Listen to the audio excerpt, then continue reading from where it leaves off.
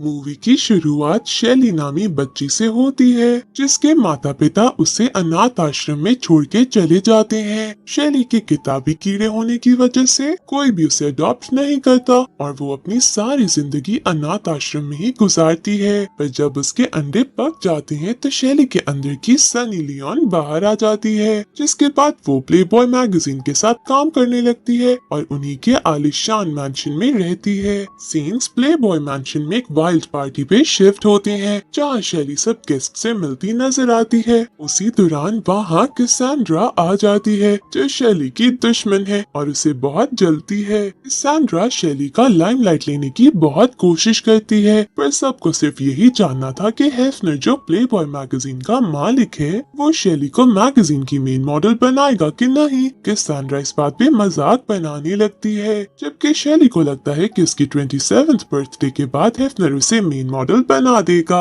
शैली की 27th birthday बहुत धूमधाम से गुजर जाती है। अगले दिन जब वो सो के उठती है तो मार्विन उसे नाश्ते के साथ हेफनर का लेटर लाके देता है, जो देख के शैली बहुत खुश हो जाती है। पर लेटर पढ़ते ही उसके चेहरे का रंग उड़ जाता है क्योंकि हेफनर ने उसे मेन मॉडल बनाने के बजाय अपने घर से निकलने का लेटर भेजा था। शैली को तो कुछ समझ नहीं आती। एक रात में ही उसकी फैमिली और घर उसे फिर छीन जाते हैं। मार्विन का कहना था कि अब शायद शैली के माल्टों में वो दम नहीं रहा जिन्हें हिला के वो लोगों की अटेंशन ले सके, इसलिए हेफनर उसे निकाल रहा है। शैली हेफनर से बात भी नहीं कर पाती क्योंकि वो शहर से बाहर था। आखिर में मायूस हुई शैली अपनी पुरानी सी गाड़ी में एक नया घर ढूंढने निकल जाती है। रात वो रोड के साइड पे ही गाड़ी रोक के ब्रश कर रही होती है, तभी पुलिस इंस्पेक्टर उसे नशे में समझ के उसका टेस्ट करने पहुंच जाता है, जिसके लिए वो शैली को अपने मुंह में टेस्टिंग ट्यूब डालने को कहता है। पर शैली को लगता है कि वो उसे उसके शेरू को जगाने का बोल रहा है, जिस पर शैली नीचे बैठ जाती है और इंस्पेक्टर गुस्से में उसे जेल में ही बंद कर देता है। वहाँ भी उसकी हरकत पे सब उसका मजाक बनाते रहते हैं। फिर पूरी रात जेल में निकाल के शैली को सुबह फ्री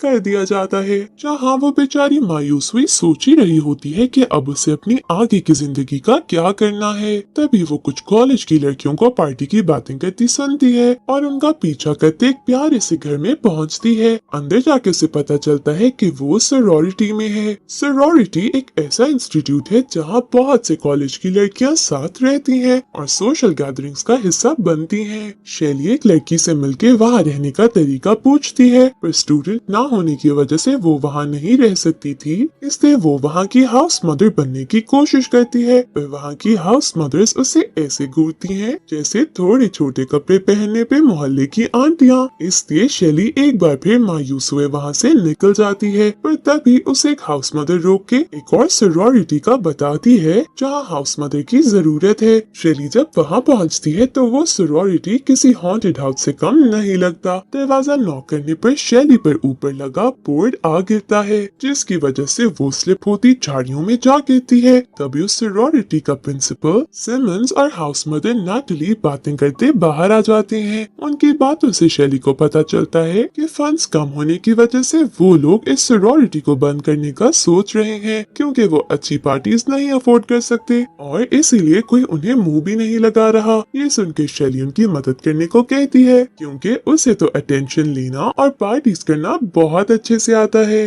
नैटली शैली की बातों पे ध्यान दिए बगैर अंदर चली जाती है जहाँ वो सबको ये बुरी खबर देती है। तभी वो सारी लड़कियों शैली को विंडो से बाहर योगा करते लोगों की अटेंशन लेते देखती है। नैटली शैली की इस हरकत से इम्प्रेस हुए बाहर आ जाती है। लोगों के पूछने पर नैटली उन सबको ये कह देती है कि शैली यहाँ की नई हाउस मदर है ताकि वो सब किसी तरह इस सरोरिटी के लिए फंड्स करना शुरू हो जाए। ये सुनते ही सारे लड़कों की हवस जाग उठती है। अंदर जाके शैली सब लड़कियों से मिलती है जो सारी उसे मुरझाए हुए फूलों की तरह लगती है। सिर्फ वो नहीं, उनकी गुफा भी मुरझाई हुई थी। अब शैली इन्हें अपनी तरह खिलने में कैसे मदद करेगी ये आगे पता चलेगा। कोई भी लड़की शैली के वहाँ आने से ज्यादा खुश नहीं थी, पर नैटली ये चांस लेना चाहती थी। वो शैली को फंड जमा करने के प्लान्स बताती है जिनमें शैली को मसाले की कमी लगती है। उस मसाले को डालने के लिए वो बिकिनी में बाहर जाके अपनी कार वॉश करने लगती है, जिससे एक बार फिर वो लोगों को अट्रैक्ट कर लेती है। सब लड़कियां शैली की इस हरकत से बहुत एम्बैरेस होती हैं, पर नैटली आगे बढ़ के शैली की मदद करने की कोशिश करती है ताकि उसका हौसला बढ़ सके।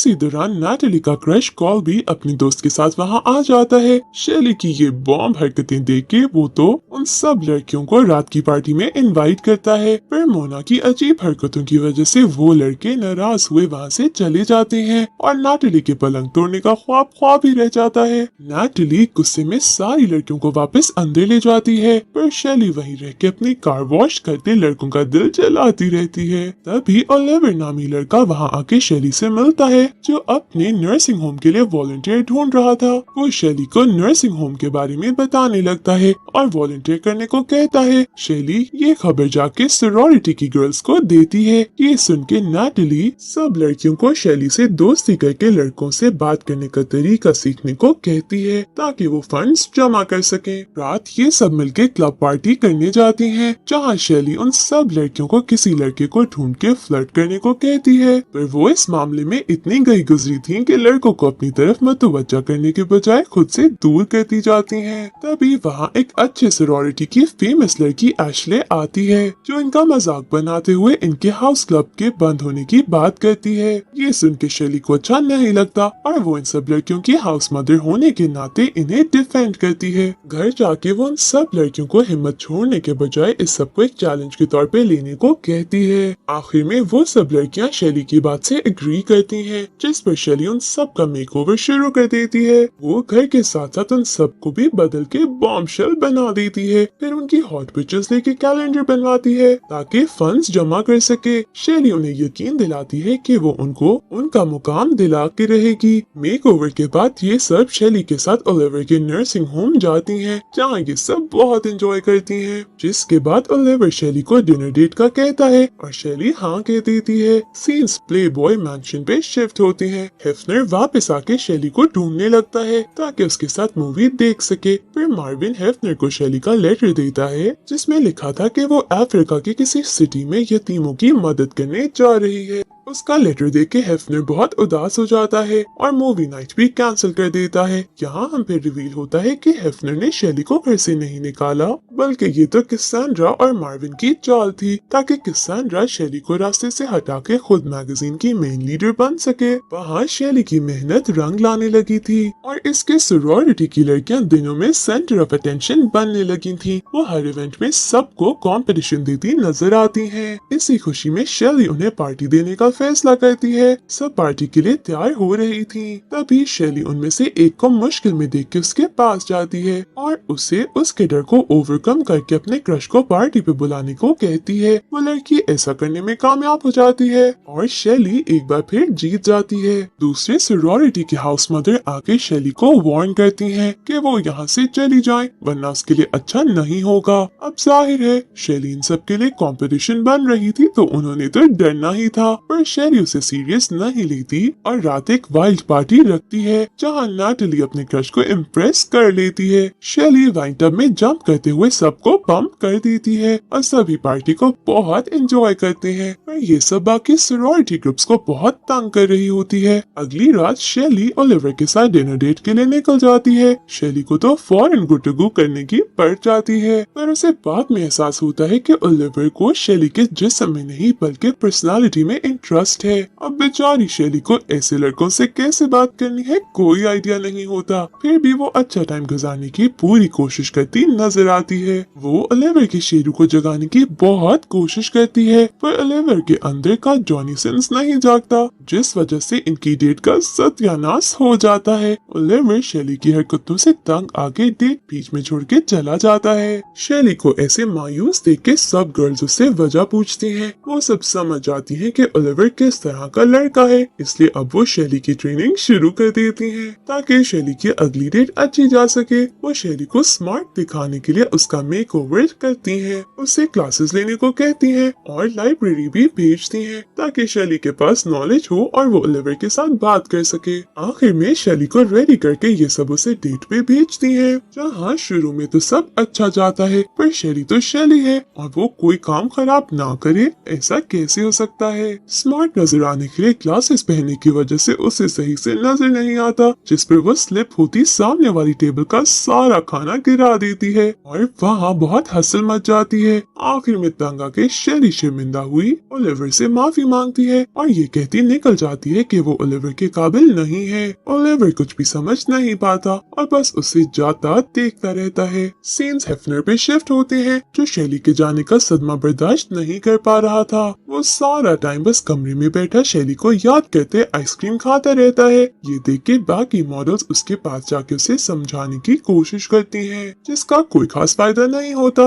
वहाँ मार्विन गिल्ट में जाने लग गया था कि उसने हेफनर और शेली को ट्रिक किया। एक मिनट के लिए तो वो हेफनर को सच बताने जाने ही लगता है, पर कैसेंड्रा टाइम से वहाँ पहुँच के उसे रोक लेती है। पर मार्विन मजीद उसकी बातों में नहीं आता और हेफनर के पास जाके उसे सब सच सच बता देता है। शेली अपनी एक और डेट खराब करके वापस घर पहुँचती है। तभी उसे हेफनर की कॉल आ जाती है, जो उसे खुशखबरी देता है कि उसके मैगजीन की नेक्स्ट लीड मॉडल वो होगी। शेली की तो खुशी की इंतहा नहीं रहती। उसका सबसे बड़ा ड्रीम पूरा हो रहा था, पर फिर उसकी नजर सॉरिटी गर्ल्स पे पड़ती है और वो हेफनर को मना करते अपना ड्रीम छोड़ देती है, क्योंकि उसे लगता है कि उसे अपनी जिंदगी का मकसद और अपने नया घर मिल चुका है, जिसे वो नहीं छोड़ना चाहती। घर के अंदर सब गर्ल्स बाकी सॉरिटी गर्ल्स के पिक्चर्स देखती उन पे कमेंट्स कर रही थी। ये बात एक लड़की को बुरी लग जाती है। वो उन्हें कहती है कि पॉपुलैरिटी इन सब के दिमाग को चढ़ गई है और ये सब टीम वर्क और सिस्टरहुड का मतलब भूल गई हैं। सब गर्ल्स इस बात के लिए शेली को कसूरवार समझते हुए बुरा भला कहने लगती हैं। इस बात से अपसेट हुई शेली हेफनर को कॉल करके वापस प्लेबॉय मैंशन जाने का फैसला करती है। सीन्स ओलिवर पे शिफ्ट होते हैं, जिसे शेली का लेटर मिलता है,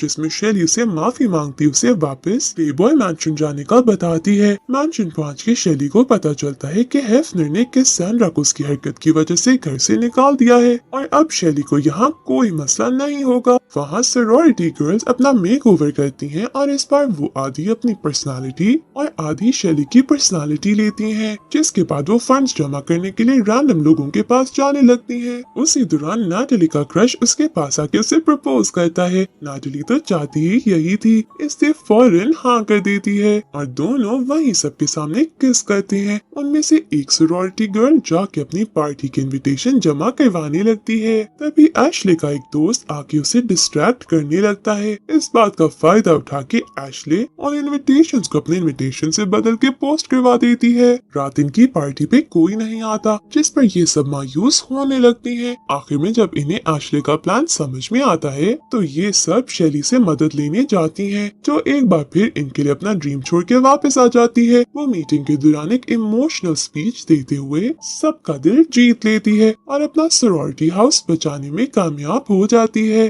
जब ये सब घर पहुंचती हैं तो वहाँ ओलिवर पहले से ही शेली का इंतजार कर रहा था, जो शेली के बारे में सब सच जान चुका था और इस बार असल शेली को डेट करना चाहता था। ये जान के शेली बहुत खुश होती है और उन दोनों के बीच सब ठीक हो जाता है। लास्ट सीन्स में हम हेफनर को बाकी मॉडल्स के साथ शेली का लेटर पढ़ते देखते हैं, जिससे हम अंदाजा लगा सकते हैं कि शेली ओलिवर और सॉरिटी गर्ल्स के साथ कितनी खुश है। इसी के साथ मूवी एंड हो जाती है। Thank you.